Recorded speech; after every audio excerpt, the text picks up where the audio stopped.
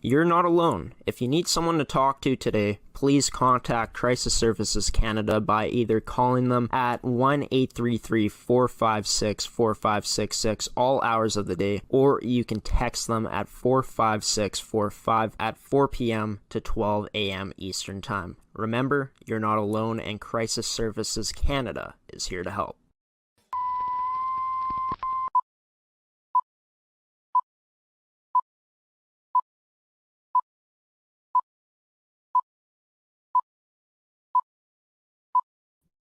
Good morning, everyone, and welcome to this edition of Coffee with Graeme on ASTV Productions. I'm your host, Graeme Forsyth. This edition of Coffee with Graeme is brought to you by AETi, Caisse Financial Group, Evolve Green, as well as Pilot-Mound Hockey-Academy and TOVI Hockey. I'm just texting the first guest that I'm going to have on the show here today. And Ashton Bell, Olympic gold medalist from Deloraine, Manitoba.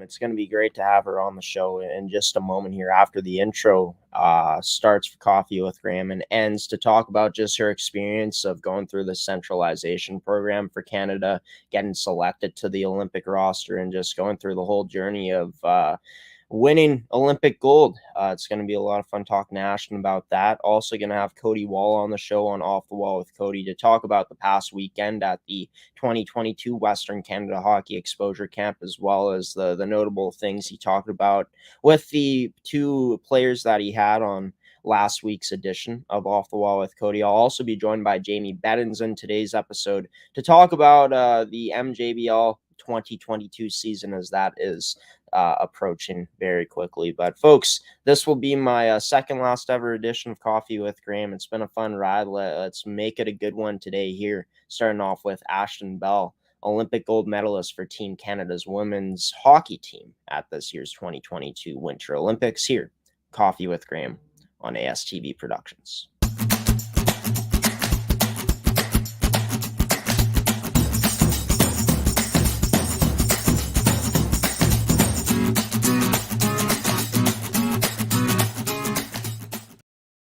And there she is, Ashton Bell, in her Team Canada attire and her Team Canada. You're joining today's edition of Coffee with Graeme. Ashton, how are you doing? It's been so long since we've talked. So much has happened for you since we've talked.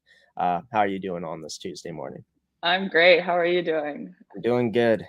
Excited to get this interview done with you. It's been a while since I've wanted to do this, but you've been super busy. I've been super busy, but we finally found the time to do it. Olympic champion. First of all, how does that sound still to this day? Since it did happen in February, but just hearing that again, just a truly special experience that you went through along with all the rest of the girls that earned that gold medal. Yeah, for sure. I mean, every time someone congratulates you, you get excited every time and kind of get that butterfly feeling in your stomach. So yeah, it doesn't get old, that's for sure. Yeah, no doubt. And I mean, it was a long journey, right? Started off with you getting selected to the centralization program way back. Just being able to have that opportunity to be a part of something that wasn't guaranteed certainty of you making the team, but being able to be given that opportunity to be under a microscope to earn it even more, that experience went for yourself. Yeah, it was an incredible experience just to be surrounded by 28 other girls on a daily basis, showing up to the rink every day for 5-6 hours a day, practicing with them, working out, eating together, meetings every day, video. It was an incredible experience just to be surrounded by so many great people and amazing players and learn from them and grow from them. And I feel I developed so much as a player and in person throughout that whole centralization process. Of course, the training was intense. COVID-19 getting in the way, of course, making it a bit more difficult to train with the team. How was that experience like, just handling the difficulties that the pandemic brought throughout that whole process of training, trying to earn a spot on this Team Canada Olympic team? Yeah, for sure. I mean, it's had an impact through a lot of things. And I mean, our staff was amazing. Our health staff, they made sure that we were able to show up to the rink every day and be in a safe and healthy environment. And we definitely had some rules and restrictions when we were in Calgary throughout the centralization. We didn't go out to many places. We were pretty much at our house and then to the rinks. So yeah, we were willing to do whatever it took to get to the Olympics there and be as safe as possible. What was the training routine truly like, just going in depth of what this team was doing at that time as things were just starting off in the centralization program?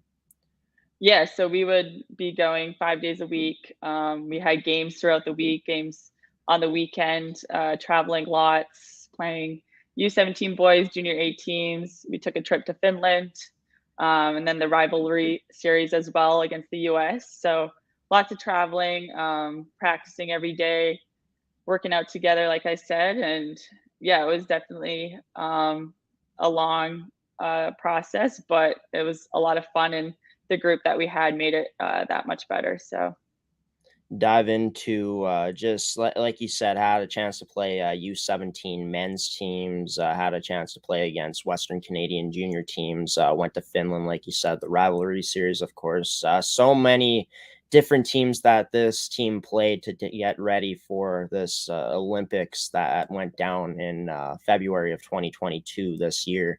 Talk about the benefits that had, just not playing against the U.S., but going to Finland, playing against junior teams as well as men's U17 teams as well.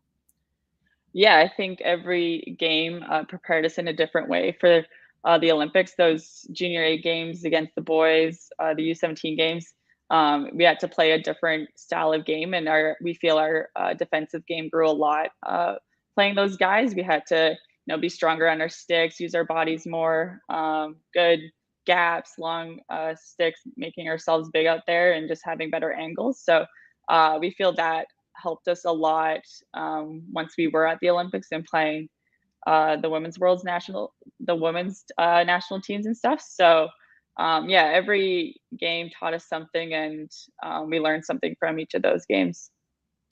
Diving into one of the bigger events before the Olympics, probably the biggest one other than the Olympics, which was the World Championships, an event that got postponed from April, that got played in August. Obviously, for Team Canada, they hadn't won the tournament since 2012, but this team was able to come out with the gold. Just talk about how huge that moment was, not only ending the drought, but also gaining some confidence against a USA team that has dominated in terms of winning gold consistently throughout the past 10 years.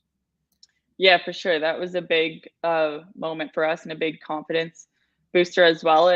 Worlds was a part of our centralization, and definitely after that Worlds, we had a lot of confidence for the remainder of that centralization leading into the Olympics. So that was a big part to be able to win gold after it being so long, and we had such a young group as well. So it definitely brought confidence to all the younger players' games, and the vets and leadership group was amazing throughout that whole time, helping us younger players out, making us feel confident, making us feel valued out there. So yeah, it was an amazing to be able to win gold there on home soil in Calgary.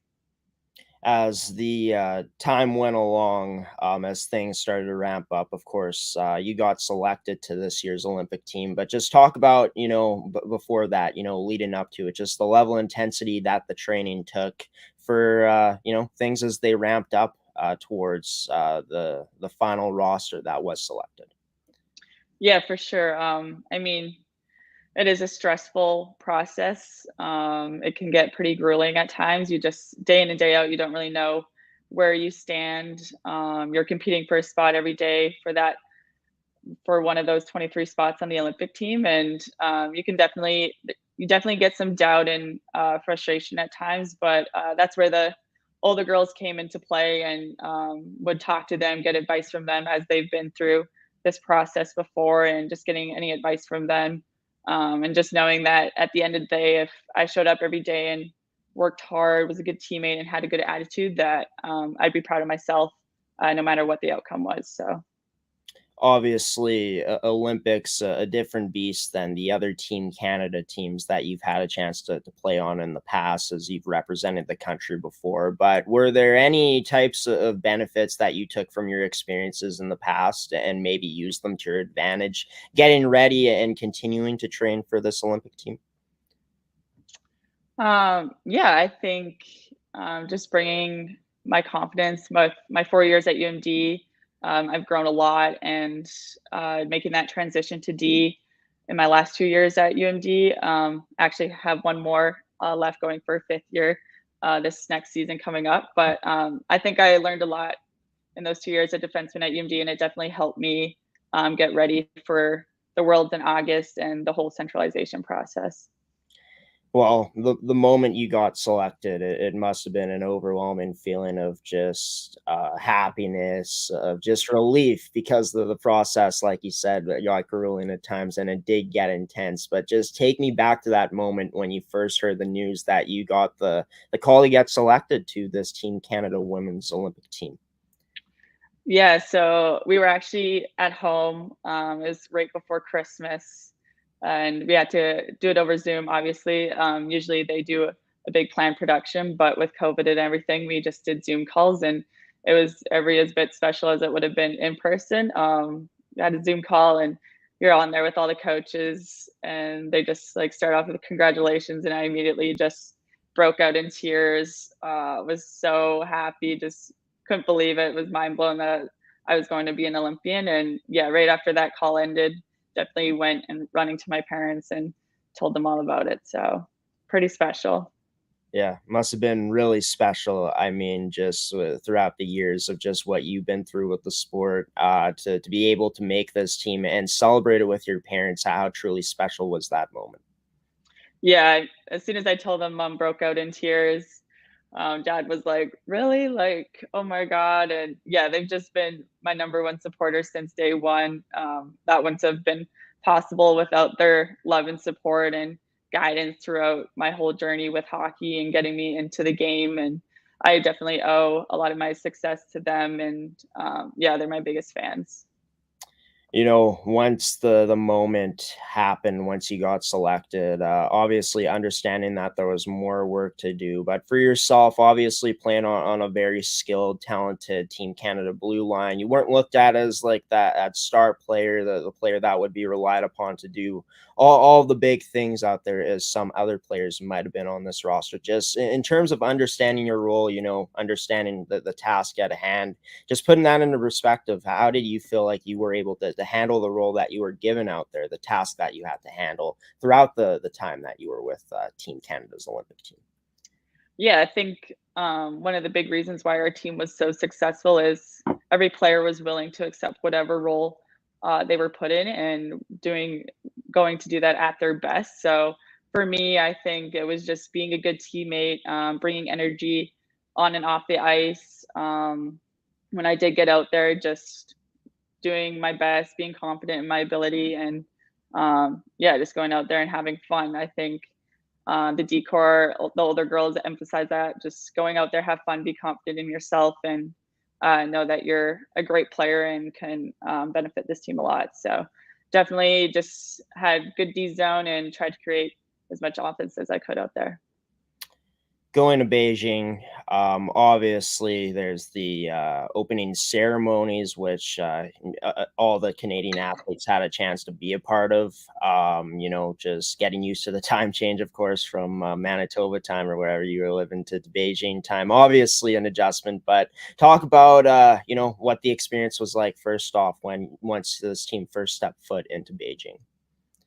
Yeah, so yeah, it was such a surreal feeling actually being there in Beijing, being with all the other Canadian athletes and athletes all across the world, in a village, which was pretty cool, to be surrounded by so many incredible athletes and to get to see them every day and eat meals with them. So it was definitely really special. We were there pretty early in advance before our first ever competition, so we had lots of time to adjust and get used to the food, the sleeping arrangements, all living arrangements, all that kind of stuff before our first game. So we were feeling pretty at home by the time we got competing. Gotta ask, did you hear it? Did you pick up any Chinese words while down in Beijing? And we did pick up a few. I don't think I remember them too much, but no, all the volunteers there were awesome and so happy to see us every day, greeted us every morning. So yeah, we learned thank you, hello, goodbye, kind of those Yeah. words, but I can't um, remember what those exactly are right now. Yeah, no worries, no worries. Awesome that you and the team were able to pick up some new words from a different country, a different language for sure. Obviously, you guys ended up going undefeated in the whole Olympics. Obviously, a lot of preparation went into it, and we'll dive into more of the games coming up here in just a moment. But once this team was selected, obviously, the work wasn't done. Their team had to, continue preparing to get ready for this event. Once the team was selected, did the training kind of shift at all? Were there different things that this team was doing? Speak about that aspect of things, how this team was preparing once the team was finalized. Yeah, no, I'd say our training was pretty similar to throughout the whole centralization. Definitely things started to ramp up there leading into the Olympics a couple of weeks there before. We moved into a bubble at a hotel in Calgary, and we're at the rink every day, just being as safe as possible and preparing for the Olympic Games. And we didn't change much. I mean, we just kept tweaking and working on things that we had built throughout that whole centralization process. And yeah, we felt really prepared heading into the games. Well, this team did certainly come prepared because it definitely showed in the first game of the tournament. 12-1 win to open things up against Team Switzerland, an 11-1 win against Finland in the next game, a 6-1 win against the Russian Olympic Committee team, and a 4-2 win against Team USA. Just right from the bat, to win 12-1 against anyone is a huge accomplishment. Speak about how locked in this group was from the first game, and as the tournament went along to have those type of big results. Yeah, I think it was rewarding to see us kind of put up that many goals on the score sheet because throughout the whole centralization process, we put a big emphasis on our offense and we did a lot of work in the O zone and how we could utilize that F3 and generate more offense that way. So it was definitely rewarding seeing that pay off in the end, and definitely was not a surprise to us as we had worked on it quite a bit leading up to the game. So Obviously this team was able to get a huge gold medal victory against Team USA back in the World Championships, played this team in the rivalry series, but the Olympics always a different beast. To be able to beat USA again, obviously not in the game that mattered the most, but in the final game of group play, just speak about what the confidence was like for this group after having that win against this country's primary rival. yeah, we had a lot of confidence heading into that last gold medal game there. I think no one in the room had any doubt that we weren't going to win that hockey game. And after the first 5 minutes, you could feel that and you could believe that. And I think that's what was so special about this group is how confident and how much belief we had in one another.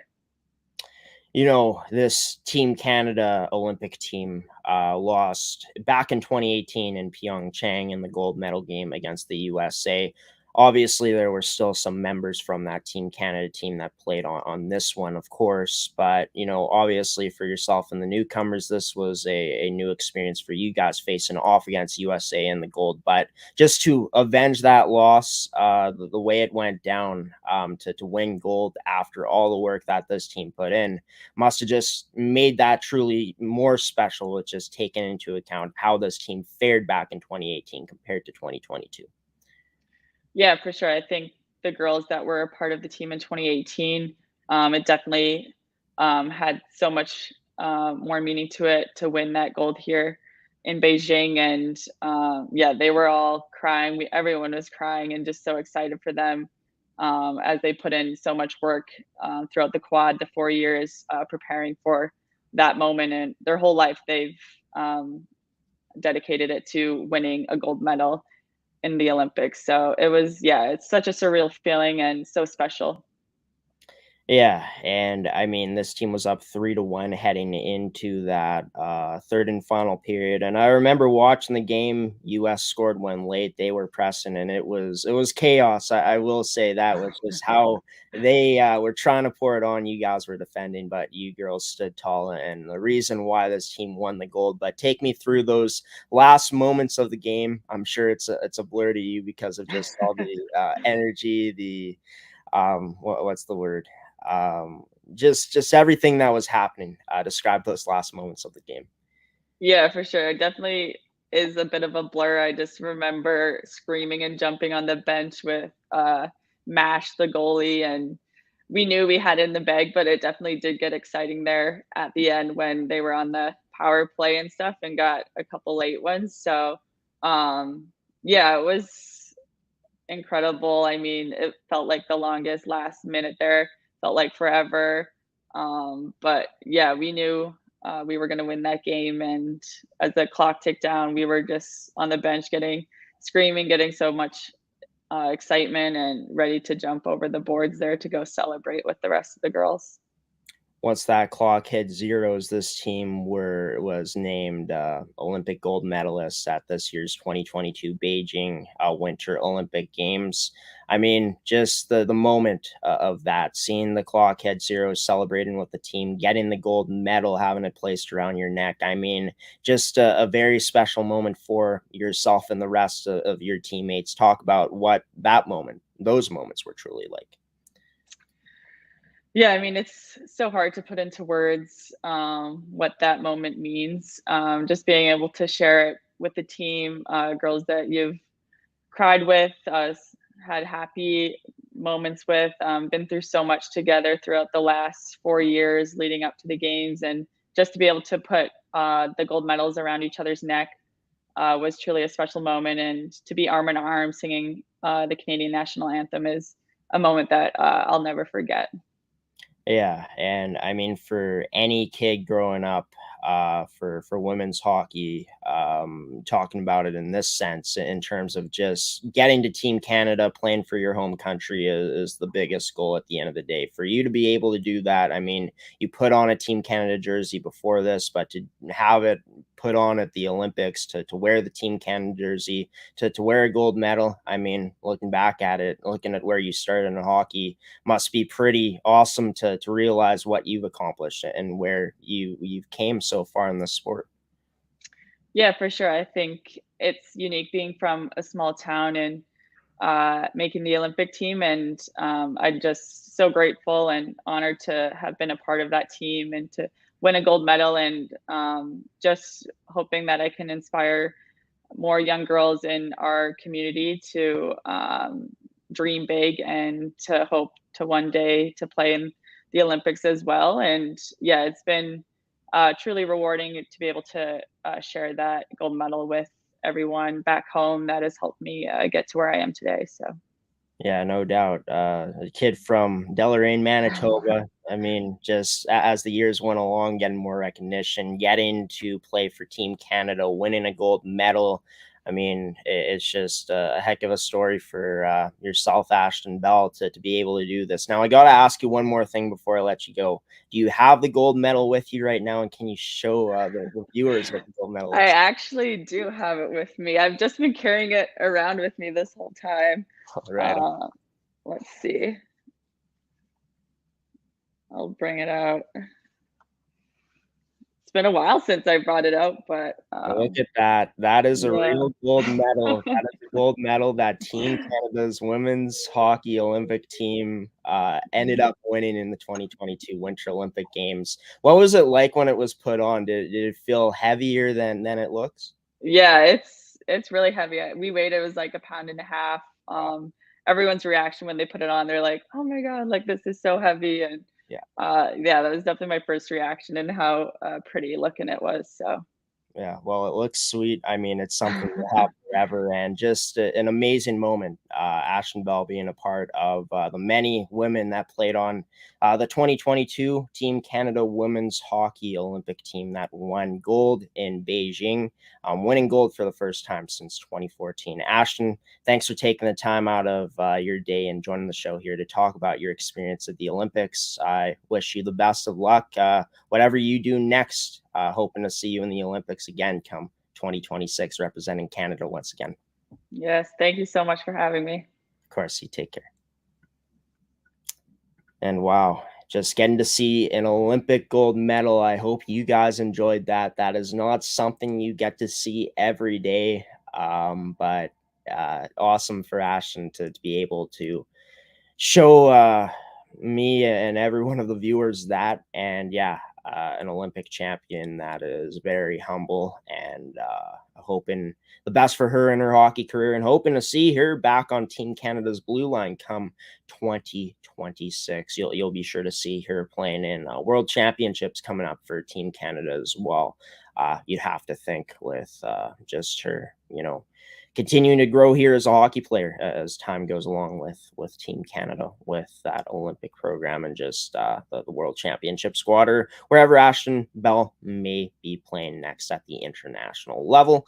So yeah, that is going to do it. Awesome to have Ashton Bell on the show, an Olympic gold medalist, a part of Team Canada's Beijing gold medal winning roster this year in 2022, back in February in the Olympics.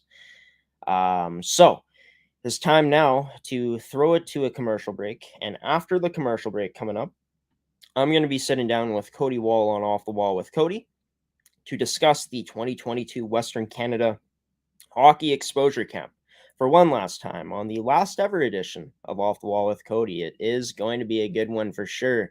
I hope so. Anyways, coming up next here on Coffee with Graeme on ASTV Productions. Why go solar? Solar is better than ever. Our revolutionary design and inverter equipment with the latest in solar panel technology for the ultimate in-home and business security. That's right, I said security. Grid security and security of your home are linked. Fortify your future today with a battery backup system. No maintenance, quiet running. Did you know in Manitoba, grid-connected, off-grid, and battery backup systems are 100% right off in the year you purchase for any company or farm? Do you want to back up your internet, keep your tills running, and the lights on?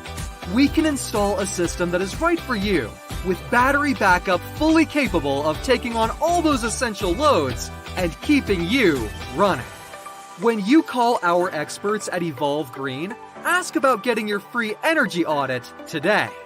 Call or email today to find out what system works best for you. 1-866-5EVOLVE or support@evolvegreen.ca. Also, be sure to check out our website at www.evolvegreen.ca.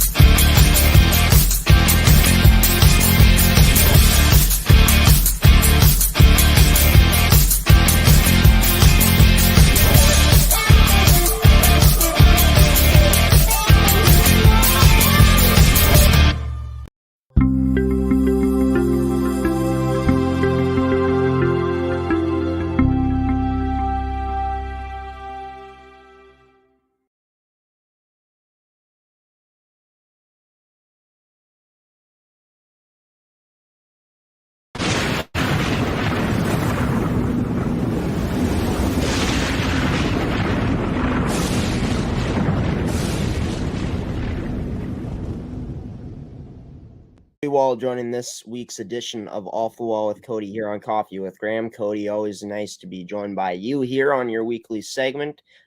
This will be the last ever time we do Off the Wall with Cody, but a lot of good stuff to get into. How you doing today, man? I'm doing good, Graeme, and yeah, it's sad to see the end of a short little era of being on Coffee with Graeme with you here. I want to wish you well in your future endeavors. Yeah, I appreciate that, Cody. And yeah, it's crazy that this is the final time we're doing this segment Off the Wall with Cody, but let's make it a good one. Let's make it a good one for sure. Talking about the 2022 Western Canada Hockey Exposure Camp.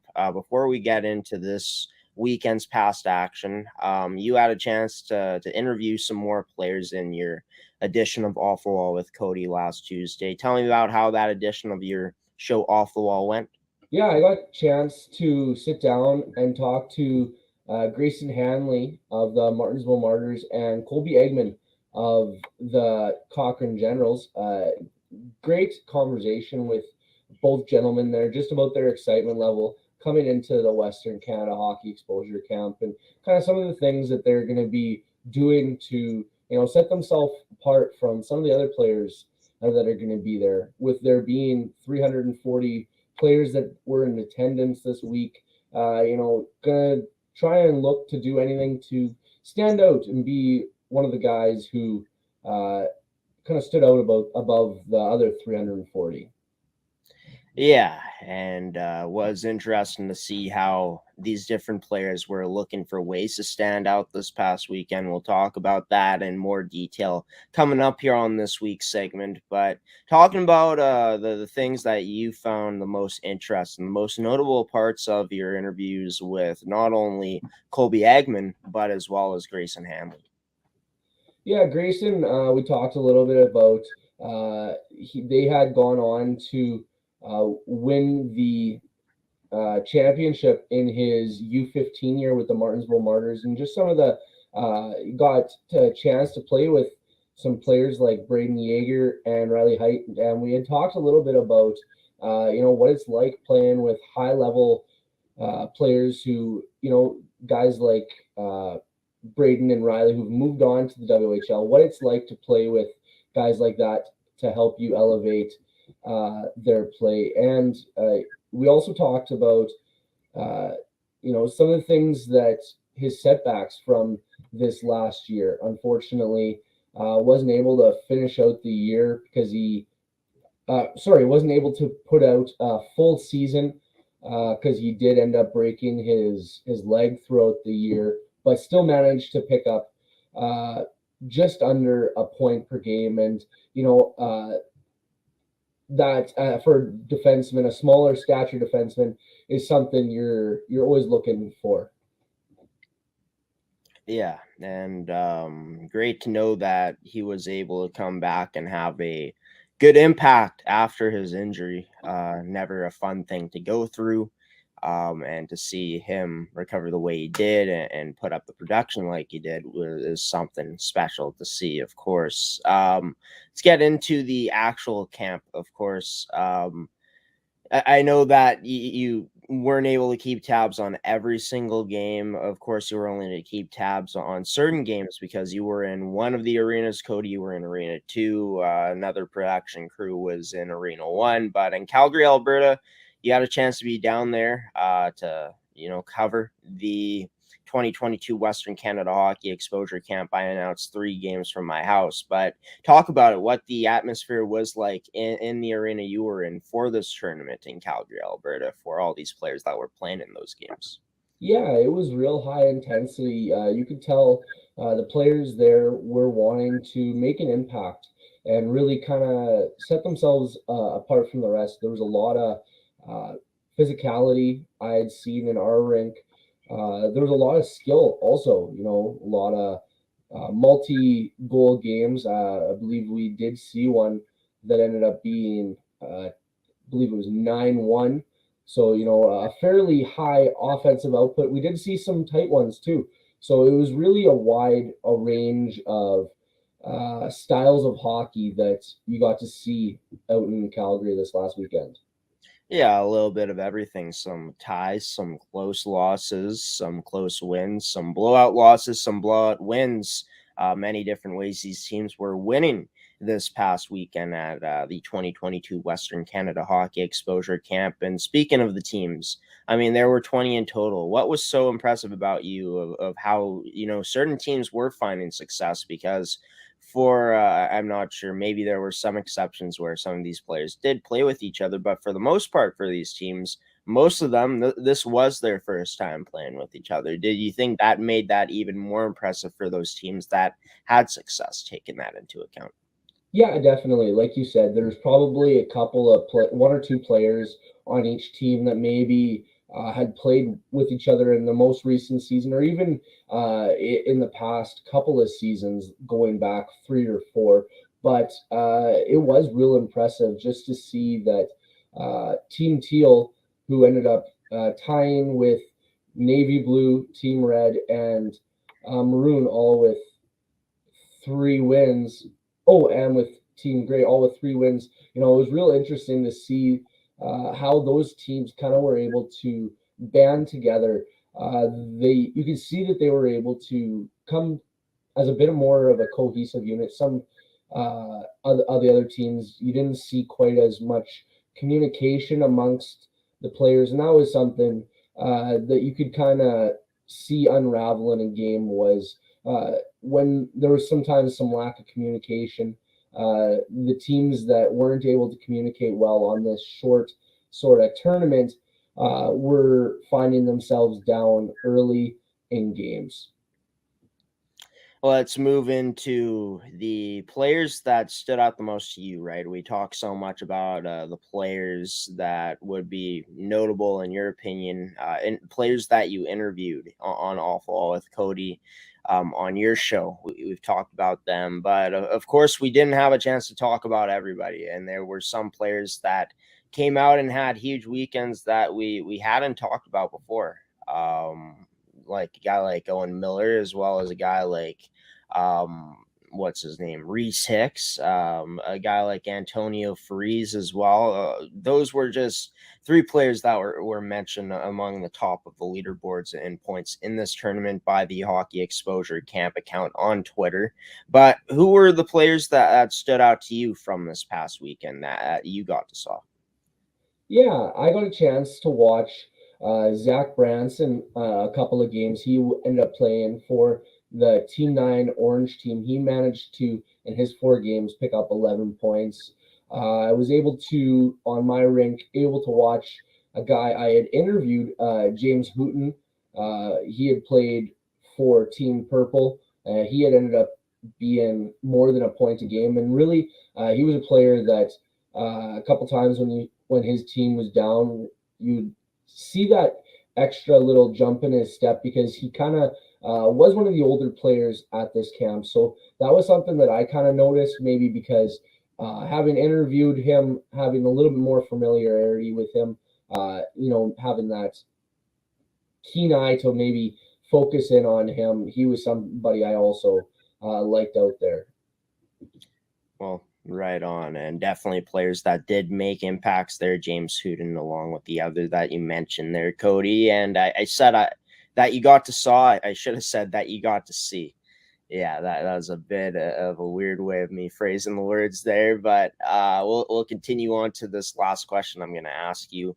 In terms of the teams, there were 20 of them. We've already spoken about just how, most of these players on these teams, except for maybe one or two, have not played with each other before. So just impressive for some of the teams that did get to do as well as they did, just taking that into account. Which team or teams, maybe there was more than one team, impressed you the most, left an impact, an impression in your mind from this past weekend? Yeah, one of the teams I really enjoyed watching was Team Teal. They did end up coming out at the top of the leaderboard, one of the top teams in the leaderboard, with there only being 4 games. There was a couple of ties at the top, but they were one of the teams I really liked to watch. Offensively, they were able to put it on and turn it on at points in those games, and they were one of the teams that looked like they were able to kind of figure it out just with communication, moving the puck, and a lot of those players seem to really mesh well for this short tournament. Yeah, and impressive that a team like Team Teal was able to do that along with the rest of the top teams in this this exposure camp, the 2022 Western Canada Hockey Exposure Camp that concluded 2 days ago on Sunday in Calgary, Alberta. This man right here, Cody Wall, was there for the action. It was awesome. You got to be in Calgary, Cody, along with the rest of everybody who else was there with ASTV Productions. But yeah, this will not only do it for our coverage on this year's Western Canada Hockey Exposure Camp, but our coverage in general about talking all things on Off the Wall with Cody here on Coffee with Graeme. Cody, want to thank you for, not only being on here week to week and talking about the stuff that happened on the network in the past weekend in any amateur sports league or team that we covered. And not only that, man, but just great to have you on the show for your great analysis. That happened here every Tuesday morning, man. Want to thank you for just doing this and being committed to doing this. And until we talk again in the future, Cody, which I'm sure we will, you take care, man. Thanks, Graeme. And yeah, it's been a pleasure getting to know you over these.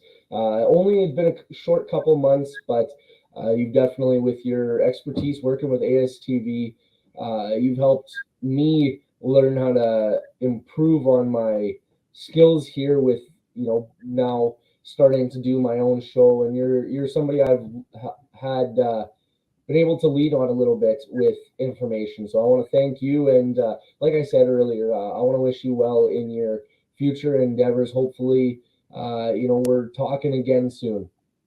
Yeah, for sure, Cody. I appreciate all the kind words. It does mean a lot.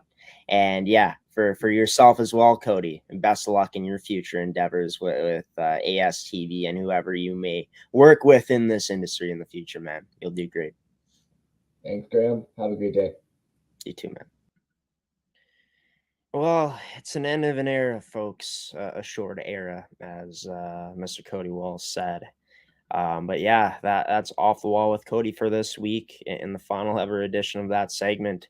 And yeah, Cody, he's got a lot of potential to do some good things in this industry, and I'm excited to watch him continue to grow. I'll continue to be watching his progress here on ASTV Productions. Coming up next on Coffee with Graeme on this edition of the show, I'm going to be sitting down with Jamie Bettens coming up after the commercial break to talk about the 2022 MJBL season, which will be starting up soon.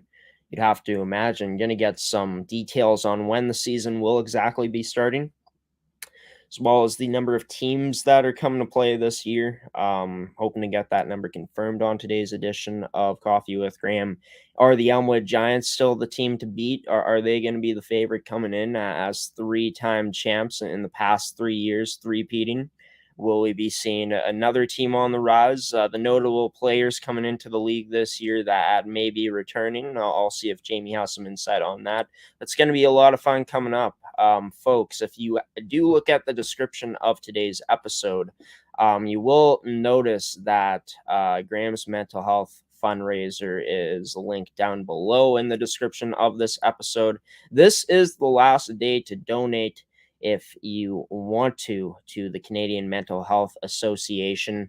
Just in terms of the money that has been raised to this point since the GoFundMe has been started, I'll get it up in just a moment here. I want to get the exact number for you guys, but yeah, to everyone that has donated so far, thank you so much for doing that. Your support means so much in my efforts trying to raise money for mental health. All proceeds, of course, going towards the the Canadian Mental Health Association. But yeah, thanks to everyone who has donated so far to the fundraiser, Graeme's Mental Health Fundraiser. You can still donate today if you want.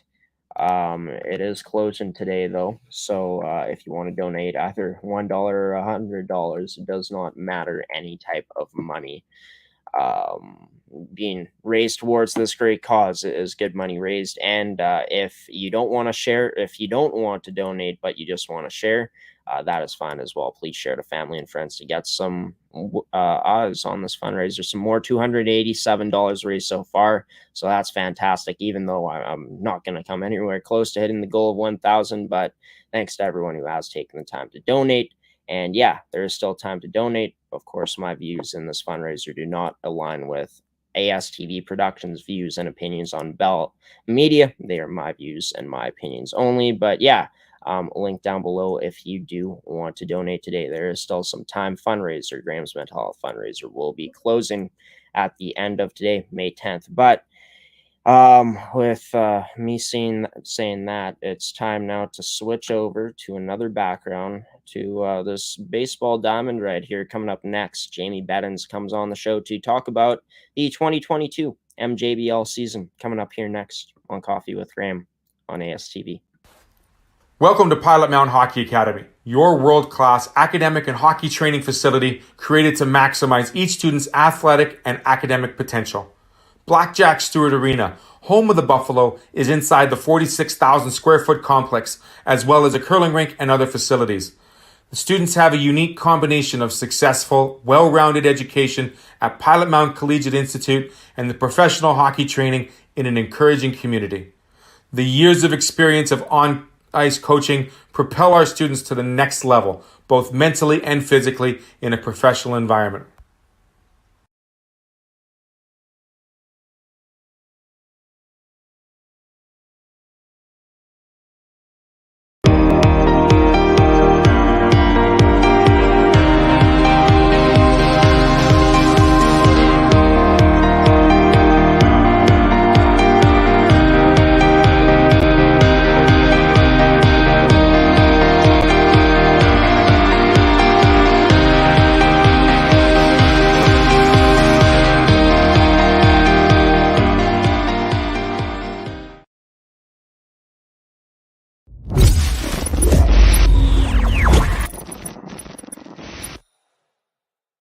Welcome back to Coffee with Graeme on ASTV Productions. Off the Wall with Cody, the final edition of that segment ever here on Coffee with Graeme concluded before I took a commercial break. Also told you guys about my mental health fundraiser. If you want to donate to that or share it, link is down below in the description of this episode. Today it will be closing, so there is still time to donate if you want to. All proceeds go into the Canadian Mental Health Association, but you want to check back and watch that interview I did with Cody on Off the Wall today. If you want to watch my interview I did with Olympic gold medalist Ashton Bell on our new media player on amateursports.tv, you can now rewind our broadcasts live if you want to do so. So that's a cool feature. Check it out on our website, amateursports.tv. But joining me on the show now as my final guest for today's edition of Coffee with Graeme is MJBL president Jamie Bettens. Jamie, always nice to connect with you. How are you doing on this Tuesday morning? Very good. Very excited, but at the same time, as I'm looking at the screen with you, I'm looking at the weather as well, as we're nervous as to what this week forecast has in store for some of our teams and many of the areas all over the province. Yeah, and hopefully the weather stays like it is in Winnipeg right now, because I'm looking out the window. I haven't been outside today, but it is looking really nice and sunny outside. So let's hope it stays that way. Hey, absolutely. Yeah, no doubt about it. Well, how have things been since the last time we've talked? Good. We're very busy right now. It's at that time where teams are scrambling to find practice facilities. Is going on the field's very tough to do right now.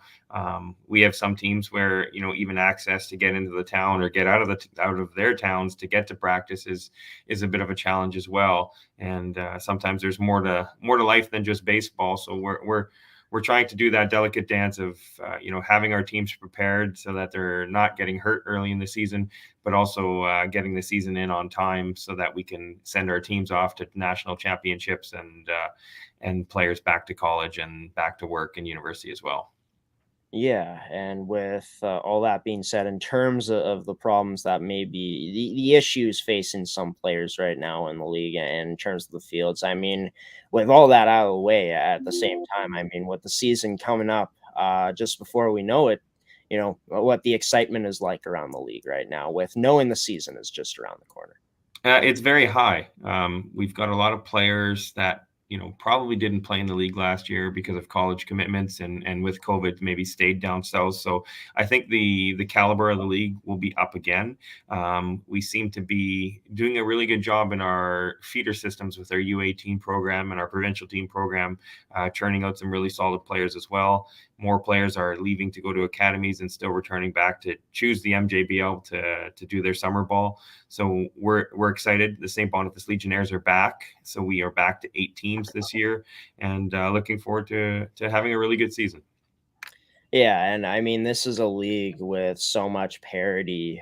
Even though like Elmwood has won it 3 years in a row, we've seen parity throughout the league still in these last 3 years. I mean, with having another team back in the St. Boniface Legionnaires who weren't able to play last year, how huge is that once again, just for the league in terms of having another team there to make it that much more competitive?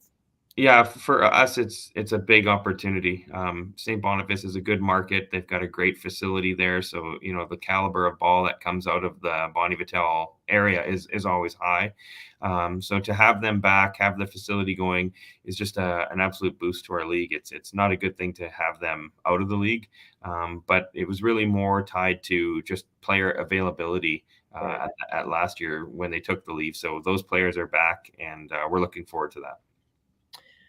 So you've discussed how like it's been hard for teams to get on the field. The fields have been safe to say they've been soaked for a lot of the time during the past month. But in terms of training, is there going to be a period where the league is going to get players set training before the league play even starts? We're going to have an executive meeting sometime this week to kind of discuss that. We're hoping that we don't have to push the start date back. However, some of Mother Nature's, I guess, dwellings here coming in the next few days may have something to say about that. We will keep the safety of the athlete kind of top of mind when we make our decisions, as a wet field can certainly lead to injuries, and the lack of preparation and playing time for some of our athletes could lead to that as well. So those things will all be taken into account at the league meeting, and we'll have to decide accordingly at that time what our fate is. So at this point, what is that start date that you guys are looking for opening night? Well, we've targeted this weekend, and we're still hopeful that can happen. I think it's going to be tough to do that, to be extremely honest there. And so we'll probably look to maybe reschedule those games and just pick up where we left off, the following weekend. I would say that's a much safer bet, is that you'll see MJBL baseball games being played, maybe not this weekend, but most definitely the weekend after that. Yeah, safe to say that we'll be seeing MJBL baseball coming back very soon here, no matter if it's this weekend or coming up next weekend. Very exciting with this league, starting up soon. What have the discussions been like with the league throughout the past few months, getting ready for this season to get going? Well, I think the big thing right now is around players. Who's coming back, who's filling up certain rosters. COVID protocol is still something that is very important to us and our fan base. We still want to make sure we're following, the rules as tightly as possible, and providing that safe space for those that are still hypersensitive to the disease that's out there. So, those are kind of the two top things. And then it's really up to the teams right now, and they're organizing their own backyard, so to speak. So from a league perspective, it's more about, making sure the schedule is right. We have some open dates for reschedules, as weather will always have a factor. But beyond that, it's COVID, and the teams are on their own to kind of get everything lined up by now. In terms of the schedule, like you said, there's some openings on the schedule if games do have to get rescheduled if they do get postponed. But overall, what's the schedule looking like right now? Are we looking like we're going to get back to that normal schedule that is usually seen in the MJBL, but before the COVID times? Yeah, we're looking at pretty close to, I would say probably a 28-game schedule. So each team's going to try to play each other 4 times. We have a few drafts where we may scale that back, and it may be a little bit unbalanced, and we'll play a 21-game schedule, essentially 3 times, which gives a little bit of an advantage to somebody maybe hosting somebody 2 times over, going to another place once. So we have to be cognizant of the travel schedules for everybody, but we try our best to make it the best of the situation possible. A 21-game schedule still gives at least the league a chance to display the talent and the teams to get enough intel on each other to have a dynamite playoff format. Yeah, no doubt about it. At least you're not going 162 games like the MLB, which I think that's honestly crazy to me how long their season is, but that is pro ball at the same time. In terms of playoffs, obviously saw a bit of a different format last year with it being double elimination instead of teams playing in a series against each other. Are we going to be seeing double elimination coming back, or are we going back to the traditional type of playoff format where it's, you match up with a team and you play them in a series? It's going to go back to the traditional format. All of the teams voted unanimously for that. There's no doubt there was some excitement around the previous format from last season. But with the working boy and working girl in our league that play, to do it all in one weekend wasn't really great, for them to take time off of other commitments. So for us, a series makes sense. It's not a long one. We have some best of threes and then some best of fives, but that's more than enough to keep the rivalries fresh and extremely competitive as they compete for the championship. Yeah, for sure. It's going to be awesome to see the league get back to that traditional playoff format. Even though last year's playoff format it was very intriguing, and it was a lot of fun to see that. But a unanimous vote, obviously, knowing where the league members, everyone in the league stood on that matter. In terms of, you spoke about, how there's questions about players in terms of who's coming back and stuff like that. Is there any notable players that for sure that are coming back this year that, viewers should be keeping an eye on? Well, I think it's just something where, the league is now granted an extra year. So we have 22-year-olds playing in the league, and that's a Baseball Canada thing as well. So a lot of the returning players are coming back for kind of an extra season, which really helps us out.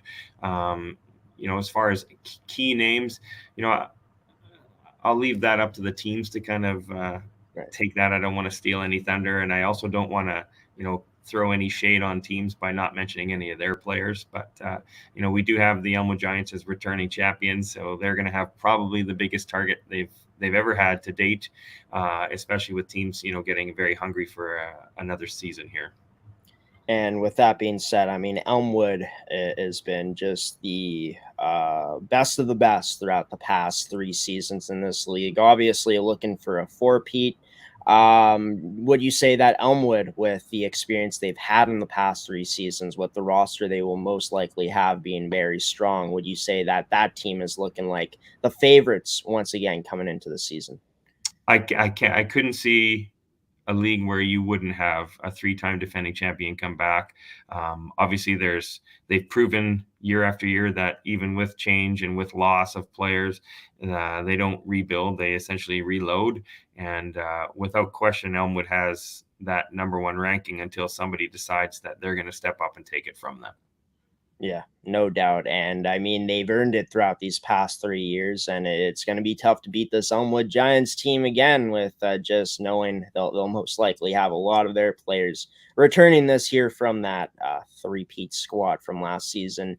One more question for you here. I always like to know this one because of how competitive this league is, but a team that you're keeping an eye on this season in particular that you see maybe didn't have the greatest year last year, greatest success, that could be on the rise this season? You know what? There's a couple. And there was a lot of parity in the league, and the Stonewall Jays kind of stuck out to me because in the playoffs they made some noise, had a few upset games and kind of pulled together as a group. They're hosting the Westerns this year, so that's a big opportunity for them to really kind of put together the right competitive team. So I think they're working hard to do that. So Stonewall will be a team to watch. I think Winnipeg South as well. The Wolves will have a solid program. I think that their graduating 18Us are coming up and going to provide some serious depth. I know they have some players that have gone off to college and really, kind of improved their stock as well. Those would be 2 teams off the top of my head that I think would be to watch. I think St. Boniface will probably have something to say once this thing is all said and done, with a new coaching staff and a new group coming in. But again, I could go through Altona, I can go through Pembina Valley, I could go through Carillon, and there's going to be great stories all around. The fact that we're playing and have a full 8-team league is really the story. Yeah, no doubt about it. Baseball will be back very soon here in the province of Manitoba at the junior level for the 2022 MJBL season. Elmwood, the favorites coming in, but like Jamie said, and like I always say, so much parity in this league, honestly. Anything could happen, but Elmwood is that team to beat once again with the target on their back, like Jamie Bettens over here said. But Jamie, president of the MJBL, Jamie Bettens, joining Coffee with Graeme for his final time. It's been great getting to know you, Jamie, and with you coming on and being a guest on this program every once in a while. Wish you the best this season, along with the rest of the MJBL, to have yet another successful league in the ever-growing MJBL. We appreciate the platform that you've provided for us and Amateur Sports TV. We hope to continue this relationship with yourself and ASTV as we move forward in the future, as you guys are instrumental in the growth of baseball in the province. We thank you for your support and wish you the best of luck as well. Of course, Jamie. And I'm sure that, it won't be me, but we're going to get someone else covered in this great league here coming up as the season goes along. But happy to see baseball coming back soon and happy to have you on the show. Thank you. All the best. Thanks. And yeah, Jamie Bettens, great to have him on the show. My final time interviewing him on Coffee with Graeme. And yeah, the season in the MJBL, hopefully it kicks off this weekend, because that'd be great to see baseball back. But in the next 2 weekends, for sure, you will be seeing some MJBL baseball being played. I want to let you guys know about where you can find everything to do with the MJBL. So if you visit mjbl.ca, you'll be able to go to their full league website, which will show you a bunch of really good things like the award winners from 2020, as well as just scholarship winners. You can look at the league menu here, and I'm trying to get it here. So you can go to the MJBL. Look at the league menu. It not only has divisions, it has rosters, schedules, stats, news, standings. I'm not sure if they upload photos. There's so many things that you can check out on mjbl.ca. Of course, the rosters and schedules, I don't believe are up on the website yet, but those should be shortly in the next 2 weeks. So be sure to check it out. If you're a fan of baseball in Manitoba and love watching baseball at the junior level, the MJBL is definitely a league that you should check out this year. Starting up very soon. So coming up after the commercial break, it's going to be some final words on this edition of Coffee with Graeme. But before I get into some final words on this edition of the show, I'm going to take you guys through a quick league report here on Coffee with Graeme on ASTV Productions coming up next.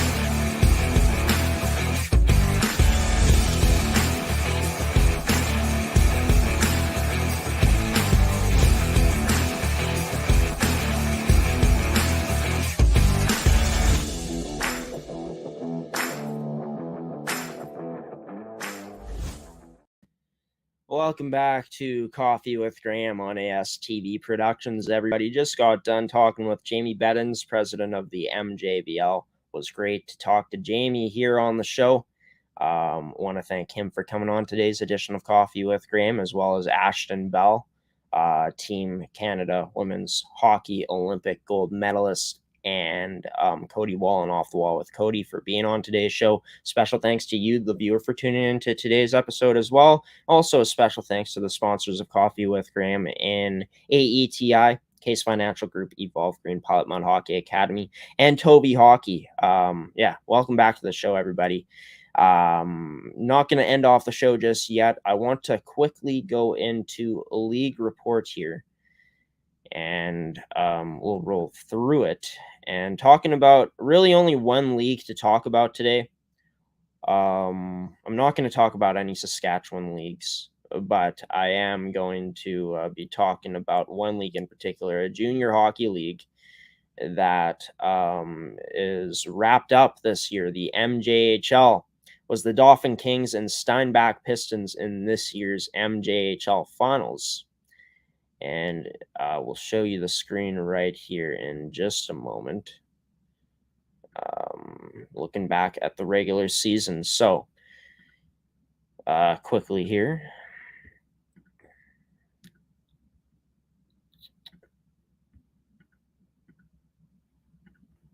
Alrighty, so looking at the league here, these were the standings in the 2021-2022 MJHL regular season.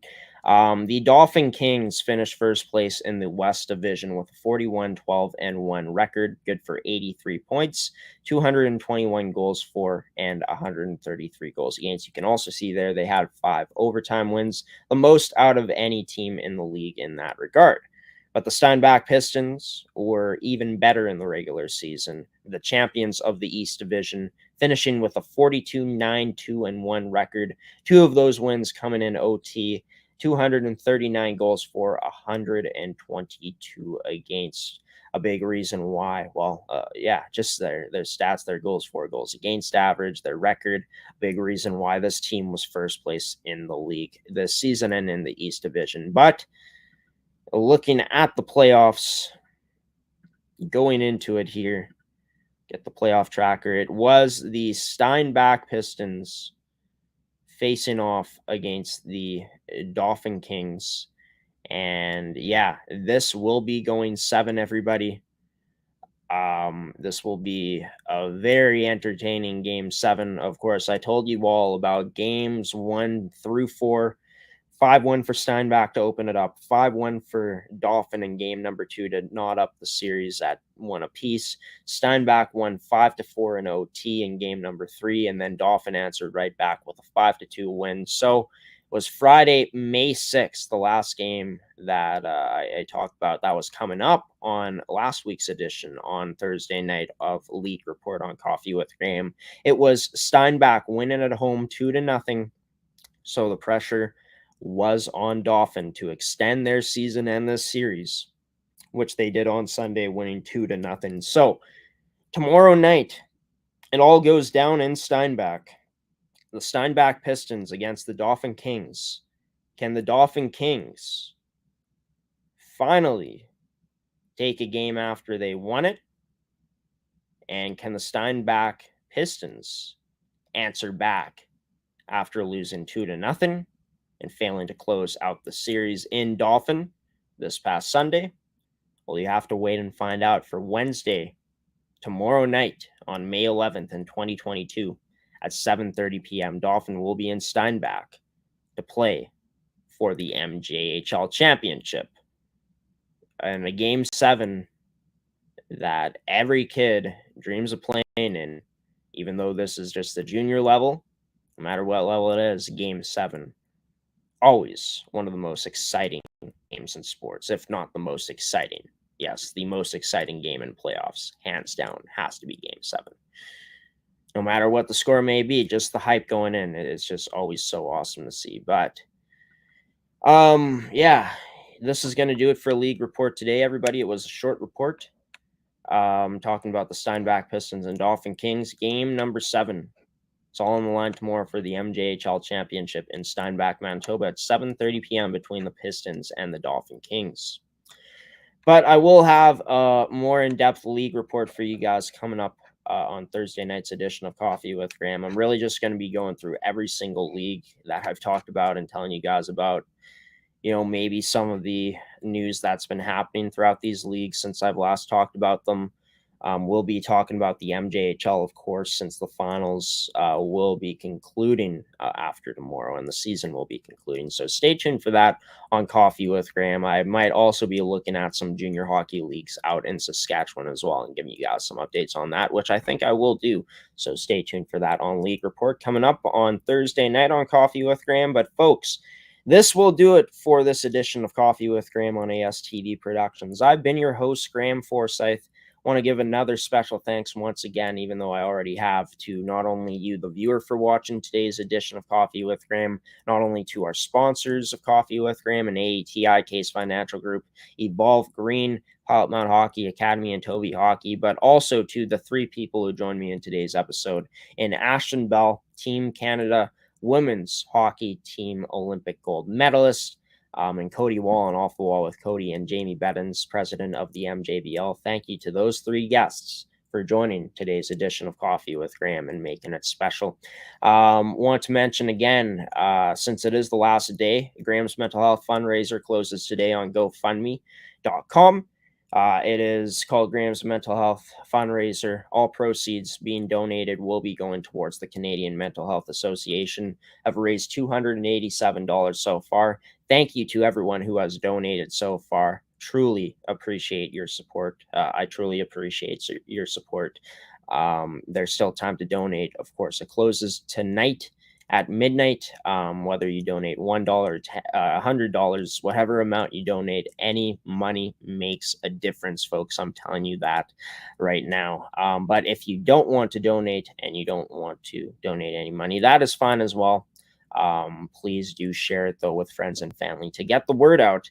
Not a lot of time left, but still time to donate. And of course, I will say it again, my views in that fundraiser do not align with the views and opinions, as my own views and opinions I have on Bell Media. They are not associated with ASTV Productions' views and opinions on Bell Media.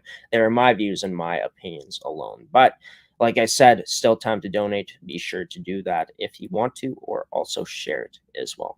Thanks, everybody. Coffee with Graeme will be coming to you guys for one final time on Thursday night this week at 8 p.m. Central Daylight Time. Be sure to catch that edition of the show on ASTV Productions on Facebook, Amateur Sports TV on Twitter, as well as on our website at amateursports.tv or astvproductions.com. A bit of indigestion, but also, if you want to find out what the guest list will be, we'll be posting the guest list on our social media pages, on Instagram at ASTV Productions, on Facebook at ASTV Productions, as well as on Twitter at Amateur Sports TV. Stay tuned for that guest list. That will be posted to all three of those accounts, whichever platform you have. Be sure to follow ASTV and stay up to date on the guest list coming out on Thursday morning for Thursday night's edition of Coffee with Graeme. Of course, Manitoba show, Rise and Shine Manitoba, returns for one final time with myself hosting it tomorrow morning at 10 a.m. Central Daylight Time. Be sure to check out the guest list that will be posted on Instagram, Facebook, and Twitter coming up tonight. But with that being said, folks, the second last edition of Coffee with Graeme, one down, one to go this week. It's been a blast, everybody. I can't wait to see you all again on Thursday night. But until Thursday night, everyone, I've been your host of Coffee with Graeme, Graeme Forsyth, giving you the salute and the peace out here on this Tuesday morning. Until Thursday night, everybody, 2 days from now. Have a wonderful rest of your Tuesday morning. Have a wonderful rest of your Tuesday today. Stay safe out there. Go outside and enjoy the nice weather if you can. And while you can, if it may be a bit ugly in terms of the weather coming up later on in the week, it's looking like springtime. It's almost looking like summer out there. So honestly, can't wait to enjoy it once I end this off today, right now. But yeah, until I see you guys next time, take care, everybody. So long, and see you Thursday night. Ciao.